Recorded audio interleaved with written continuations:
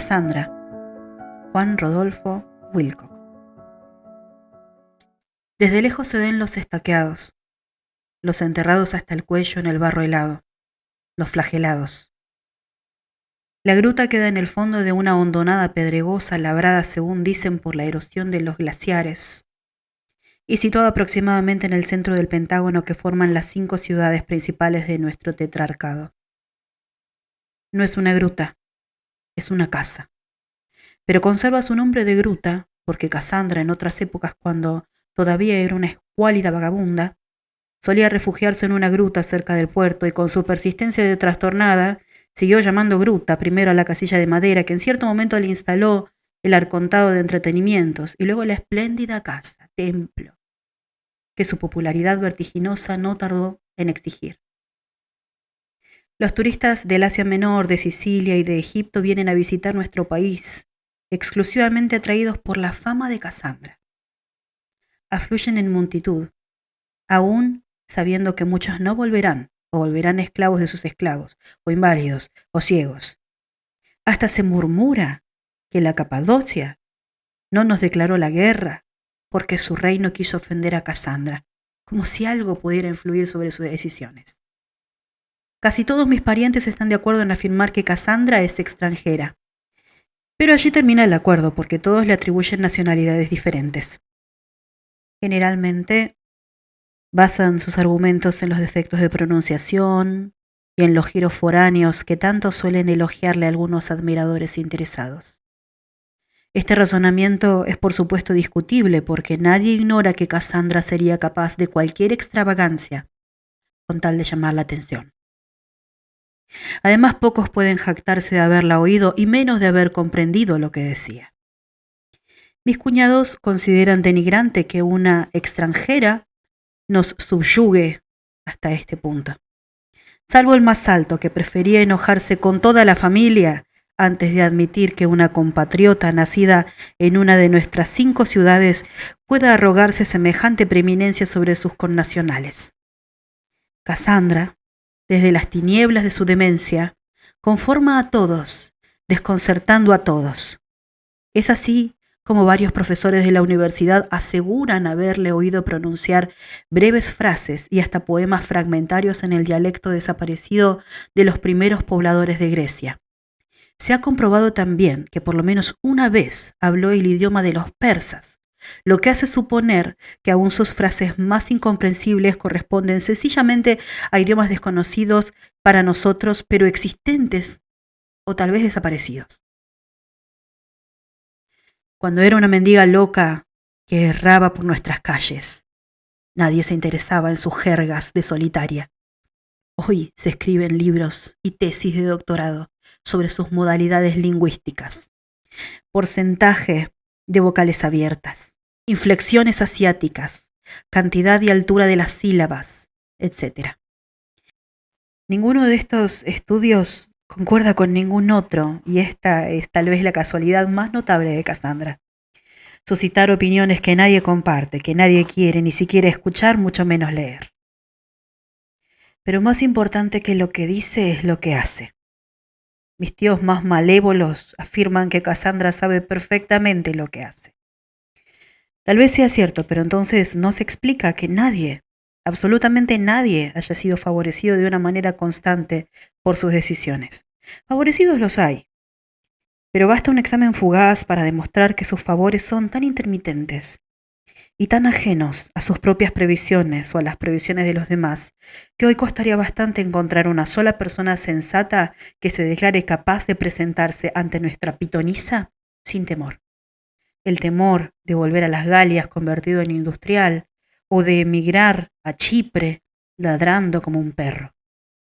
Dichos tíos hacen hincapié en la lista de premios. Declaran que a menudo, aunque con una irregularidad muy poco sospechosa, Cassandra no se atiene exactamente al orden de la lista que ella misma confecciona en sus ratos de ocio, cuando no está probándose vestidos o ensayando posturas memorables. Esta acusación es en el fondo dudosa, y tal vez también lo sea en la superficie porque nadie ha visto nunca muy cerca de estas listas. Y mi sobrina afirma que Cassandra Simula leerlas en papeles casi siempre en blanco, o por lo menos cubiertos de dibujos disparatados. Es claro que una lista de dibujos puede ser para ella tan clara como para nosotros una lista de números. Su rápido ascenso de la miseria al poder, de la indiferencia y el menosprecio público a su situación actual de rectora suprema, es otro argumento a menudo empleado por la rama materna de mi familia para fundamentar la posibilidad de que Cassandra solo sea, después de todo, una habilísima intrigante. Los que utilizan este argumento pasan por alto una circunstancia históricamente establecida y que solo los jóvenes ponen en tela de juicio, que durante muchos años fue una pobre vagabunda, a veces ignorada, a veces escupida, insultada y apedreada, hasta el día en el que Arconte de Entretenimientos decidió instalarla en la Gruta del Valle. Y ahora digo yo, ¿no es improbable que una habilísima intrigante escogiera este método al parecer tan inconducente para conquistar su predominio actual? Pero los escépticos replican, ¿acaso alguna mujer llegó jamás a gozar de semejante predominio entre nosotros? No. Por lo tanto, ¿no es natural que para lograr ese fin inaudito utilizara métodos que por fuerza deben de parecernos inauditos? Por otra parte, si Cassandra fue en un principio una vagabunda similar a esos miles de desdichadas, jóvenes y viejas, que habiendo perdido la razón recorren de día nuestros caminos cantando melodías que por un error creemos tradicionales, y que justamente esas locas se encargan de hacer llegar al corazón del pueblo, un pueblo que antaño fue lacónico y por lo tanto poco interesado en músicas, pero hoy en gran parte arrastrado por las arbitrariedades de Cassandra, desconoce o desdeña la vida silenciosa de nuestros antepasados. Si durante tantos años solo fue una de esas mujeres, también siguió siéndolo hasta mucho después de asumir sus funciones en el Arcontado, en un principio muy distintas de las actuales. ¿Quién recuerda hoy su frugalidad de antes? Hay que verla ahora pasearse de noche con esas túnicas, esos borceguíes y esos quitones de su invención negros y dorados si hace frío, purpúreos y plateados si está cercana el alba, precedida por violinistas y flautistas que no tocan ninguna música definida, solo hacen un ruido ondulante y monótono con sus instrumentos, lo que en el fondo demuestra bastante refinamiento para una vagabunda. Y si bien nadie abriga esperanzas de que llegue a interesarse por la música culta que ella misma ha inspirado, es en cambio evidente que sabe eludir lo chabacano, lo africano. La rodean sus admiradores, es decir, los que quisieran fijar aún fugaz, aún instantáneamente su imagen o sus peculiaridades en la memoria de Cassandra, forzar de algún modo la arbitrariedad de sus decisiones. Yo opino que esto es imposible. Tampoco recuerda o pretende recordar Cassandra a sus admiradores. Y hay, por otra parte, quien empieza a admitir la verosimilitud de la excusa con que sus pretendientes rebaten las frecuentes acusaciones de venalidad que le lanzan, quizá urgidos por la envidia, los que nunca gozaron de la compañía de Cassandra. Dichos pretendientes se excusan alegando que es hermosa, que es la mujer más interesante que han conocido, que a su lado uno siente lo que no se siente al lado de ninguna mujer. Al llegar los admiradores a este punto, los detractores se dicen sardónicamente en voz baja la esperanza de hacerse rico. Despojada de su gran prestigio, de los adornos y los vestidos que hoy le permiten, las ofrendas venales por supuesto, pero tan poco eficaces, que el interés que las motiva no repugna a nadie y menos aún a ella, tan segura está de olvidar al donante. Despojada del aparato que la rodea y de sus paseos nocturnos y de su interminable ronroneo orquestal, ¿qué quedaría de su belleza? Su pelo teñido, su nariz aguileña, sus dientes protuberantes y sus demás defectos, hasta podrían, aunque solo esto es una suposición y el pasado ha demostrado que no es posible forjar impunemente suposiciones, hasta podrían inspirar repugnancia a los amantes que hoy se arrojan a su paso para besar el puño de sus mangas o el cabo de una fusta de obsidiana que siempre lleva consigo como símbolo de sujeción.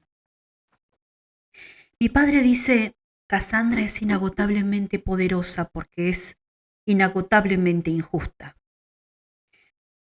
Sabe, o procede como si lo supiera, que el menor destello de lógica, el menor gesto de coordinación ofrecería un punto de apoyo a los ansiosos ataques de los que sueñan con dominarla. Quizá por eso inventa trampas, así las llaman los entendidos, aunque nada asegura que esas trampas no sean más que sencillas casualidades. Un ejemplo que todos conocen es el de las bufandas. De pronto Cassandra ve a un suplicante de bufanda colorada. Exclama: ¡qué linda bufanda! Y ordena que entreguen una suma fabulosa de dinero al elegante. Corre la voz. Hombres y mujeres se presentan ante ella, sofocados de bufandas coloradas, pero sin éxito. El primero pierde las uñas, la segunda las orejas, el tercero un diente. Después de un tiempo, se sabe que Cassandra ha declarado en una conferencia de prensa que aborrece las bufandas, que odia el colorado. Y el furor de las bufandas pasa, como pasan todos los furores que Cassandra suscita, hasta que la historia se repite con un zapato o con un anillo. Evidentemente nada de esto probaría la mala fe de Cassandra, porque ¿qué puede esperarse de una loca? Pero mis tíos más suspicaces insisten.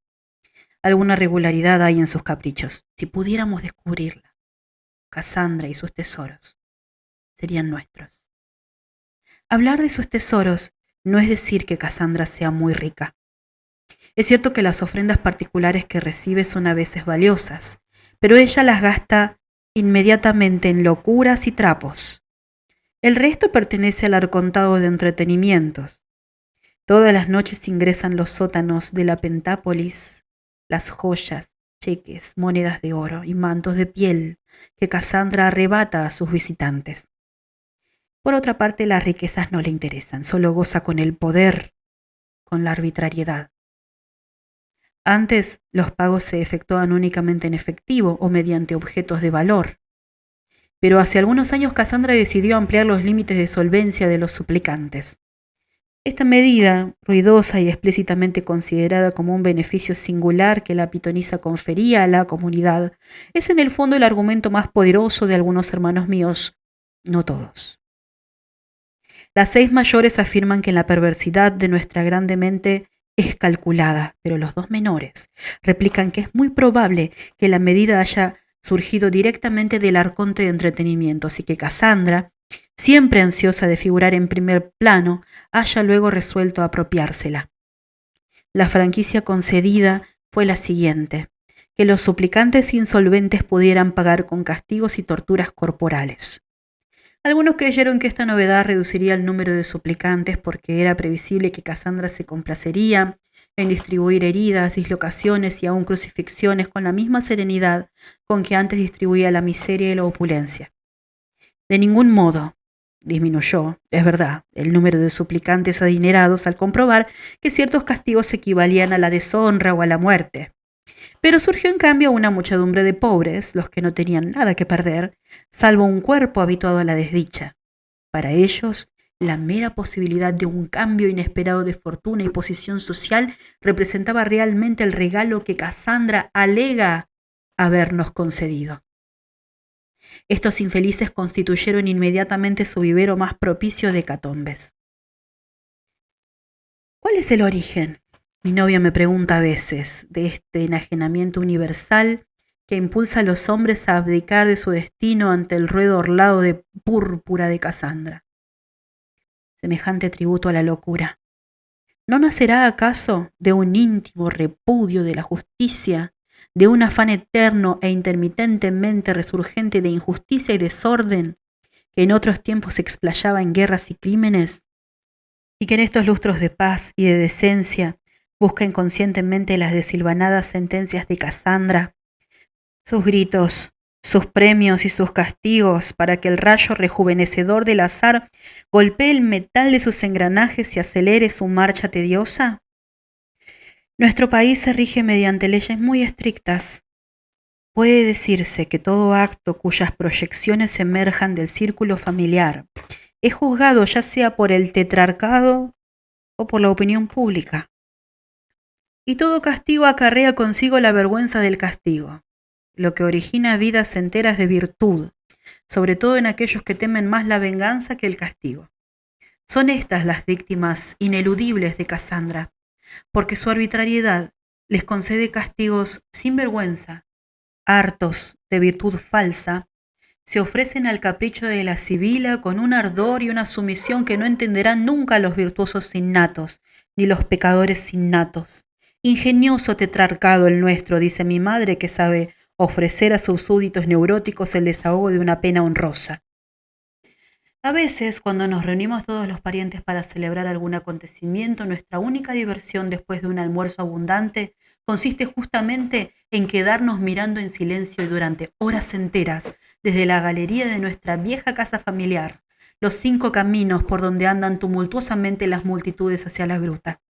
Algunos vienen de muy lejos, y si es un día de fiesta, no faltan los montañeses con sus sombreros de piel de cabra, y en la falda opuesta, los pescadores descalzos. A las 4 de la tarde todos miramos nerviosamente el reloj y con un pretexto o con otro nos vamos dispersando porque sabemos que en ese momento, bajo la cúpula de vidrios pintados de la gruta, en un extremo del gran salón, Casandra acomoda alrededor del trono sus velos, sus colas de encaje y sus armiños y ordena que entren los suplicantes.